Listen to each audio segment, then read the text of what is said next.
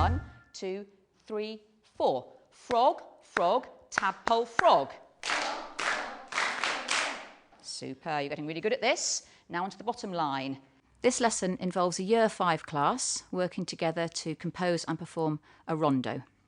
I can see from your lovely classroom that you have been doing a lot of work recently in science about plants, parts of plants and what those parts do.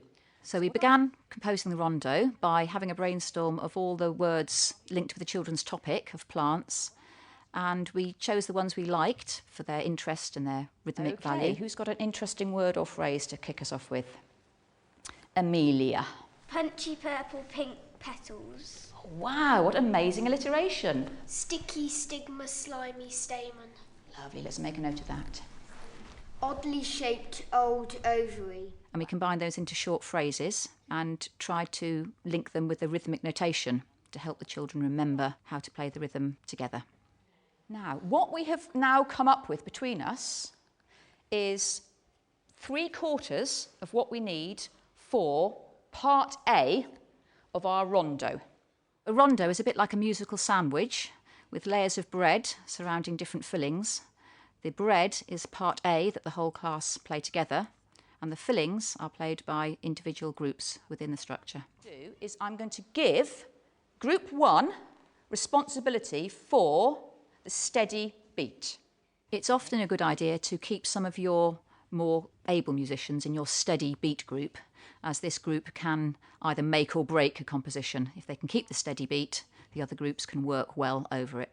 Group 4, you are working with Joe's rhythm, oddly shaped old ovary.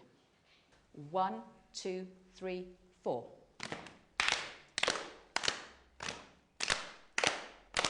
Good. Keep it going. 1, 2, 3, 4. Punchy purple pink petals, punchy purple. And then children were given percussion instruments. I quickly reminded them how to play them, and they set their rhythm to music. So in a minute you're going to be playing exactly what you were just chanting. If you don't have any pitch percussion instruments in school, the children could use vocal or body percussion instead. Boomwhackers are really great. They're cheap, they're fun, they're funky, they're bright. The children love them. The best sound can be made from chime bars and glockenspiels and xylophones by encouraging the children to hold the beater lightly between their thumb and their forefinger and bouncing the beater off the middle of the bar. Quick long, pollen. Yeah, now that's an interesting rhythm.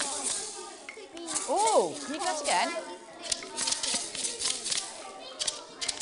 So we've agreed on that rhythm. So if I say, instead of bees, what animal could I say that would sound exactly the same as bees? Frog, tadpole, or worm?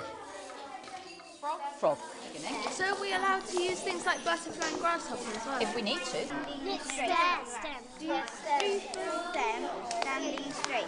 I think it should be tadpole, frog, tadpole, frog. Now, the moment has come in which we're going to put together our sandwich.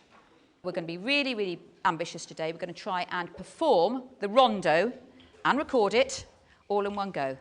It's well worth the extra time and effort to record the children's music if you can. It gives them a chance to listen back to themselves, and they often hear things in the recording that they aren't able to notice while they're concentrating on performing the piece.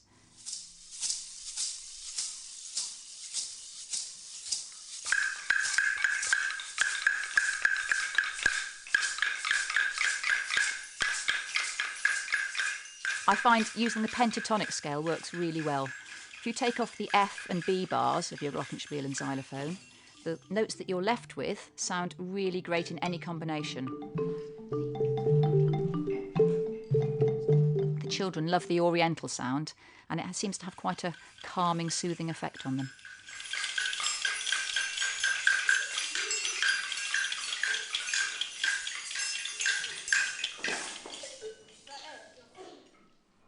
That's it. Well done. Give yourselves a huge round of applause.